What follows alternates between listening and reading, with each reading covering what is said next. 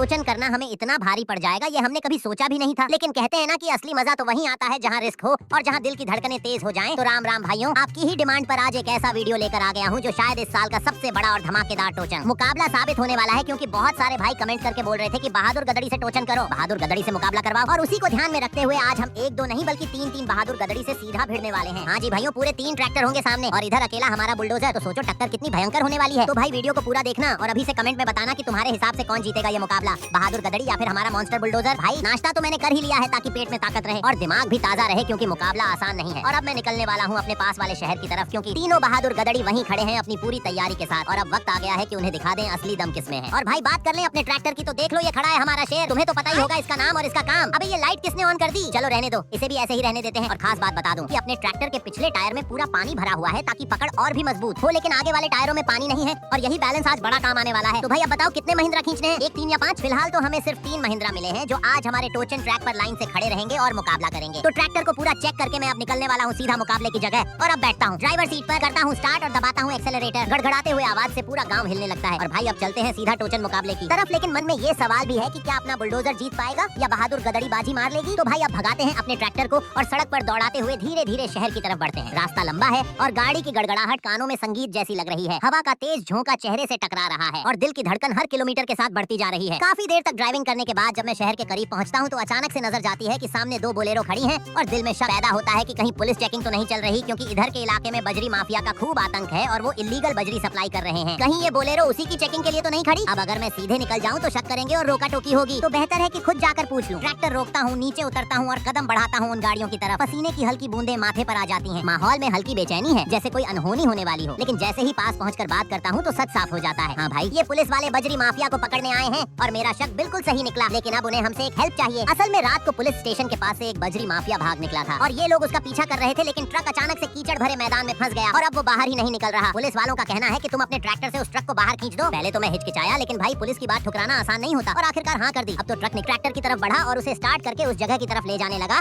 जहाँ ट्रक फंसा पड़ा है। पुलिस वाले बता रहे थे कि उनका हेड ऑफिसर भी वहीं मौजूद है और उसकी गाड़ी भी पास में खड़ी है। थोड़ी देर चलते ही सामने नजर आया पुलिस स्टेशन और उसके पास ही वो कीचड़ भरा इलाका जहाँ डंपर धंस गया था। भाई अब दिल की धड़कन और तेज हो गई, क्योंकि ये काम आसान नहीं था। गीली मिट्टी में पैर रखने तक मुश्किल हो रहा था और ट्रैक्टर चलाना तो दूर की बात थी। ट्रक के पास पहुंचा तो देखा कि वाकई हालत बहुत खराब है। पहिए आधे से ज्यादा मिट्टी में धंस गए हैं और निकलना नामुमकिन लग रहा है। ट्रक के अंदर बैठा पुलिस वाला भी बेचैन दिख रहा था, लेकिन वो तैयार था कि जैसे ही ट्रैक्टर खींचेगा वो भी गियर बदलकर मदद करेगा। अब वक्त था अपने बुलडोजर को असली काम पर लगाने का। धीरे धीरे ट्रैक्टर को ट्रक के पास लाया और टोचन चेन कनेक्ट करने लगा। मिट्टी इतनी गीली थी कि ट्रैक्टर बार बार स्लिप हो रहा था, लेकिन धैर्य रखना पड़ा। जैसे ही चेन जुड़ी, भीड़ का सन्नाटा छा गया। पुलिस वाले सांस रोके खड़े थे, सबकी नजरें हमारे ट्रैक्टर पर थीं। अब शुरू हुआ असली खींचा खींची का खेल। मैंने एक्सेलरेटर दबाया, इंजन गरजा, पूरा मैदान हिला और धूल उड़ने लगी। लेकिन भाई ट्रक हिला तक नहीं। दोबारा कोशिश की, फिर पूरी ताकत लगाई। ट्रैक्टर का इंजन गड़गड़ाता रहा, लेकिन डंपर अपनी जगह अड़ा रहा। मिट्टी इतनी चिकनी थी कि पकड़ ही नहीं बन पा रही थी, लेकिन हार मानना मेरे बस में नहीं था। थोड़ी देर बाद एक और एंगल से कोशिश की। धीरे धीरे ट्रैक्टर को आगे पीछे घुमाया, पहियों को बैलेंस कराया और एक जोरदार झटका दिया। इस बार डंपर हल्का सा हिला। भीड़ में आवाज उठी, हाँ हिल रहा है, जोर लगाओ। दिल में जोश और बढ़ा। अब लगातार एक्सेलरेटर दबाया। मिट्टी उछल उछल कर चारों तरफ उड़ रही थी। ट्रैक्टर का दम दिखाई दे रहा था।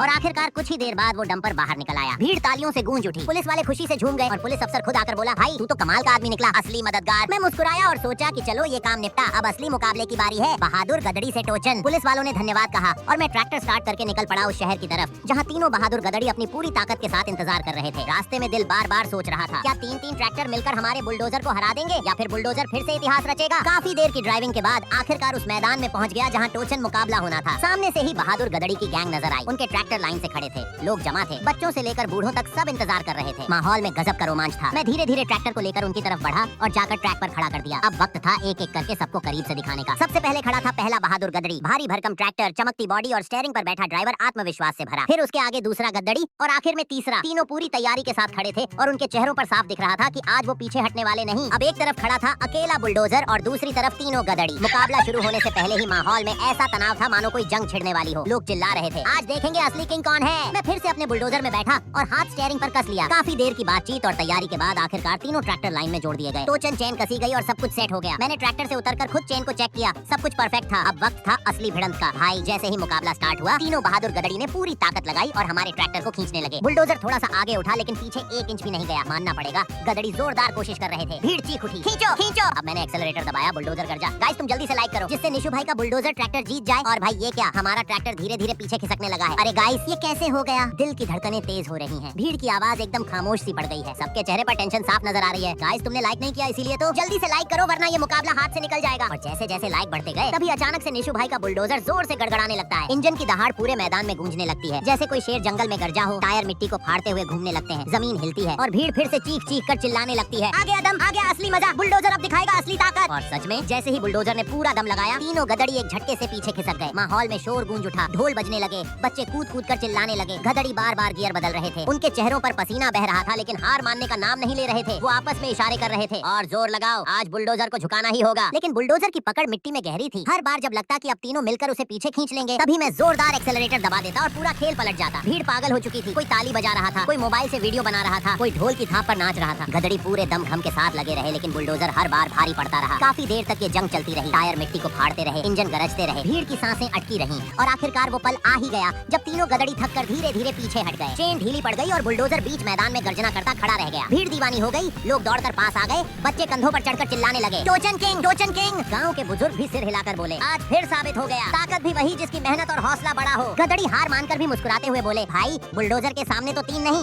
10 ट्रैक्टर भी कमजोर पड़ जाएं। और इस तरह आज का ये ऐतिहासिक मुकाबला खत्म हुआ। 3-3 गदड़ी पर भारी पड़ा और निशु देशवाल का नाम हमेशा के लिए टोचन किंग के ताज के साथ जुड़ गया। तो दोस्तों अगर आपको ये रोमांचक मुकाबला पसंद आया हो तो वीडियो को लाइक, शेयर और चैनल को सब्सक्राइब करना मत भूलना, क्योंकि अगली बार फिर मिलेंगे ऐसे ही और मजेदार और दमदार मुकाबलों के साथ।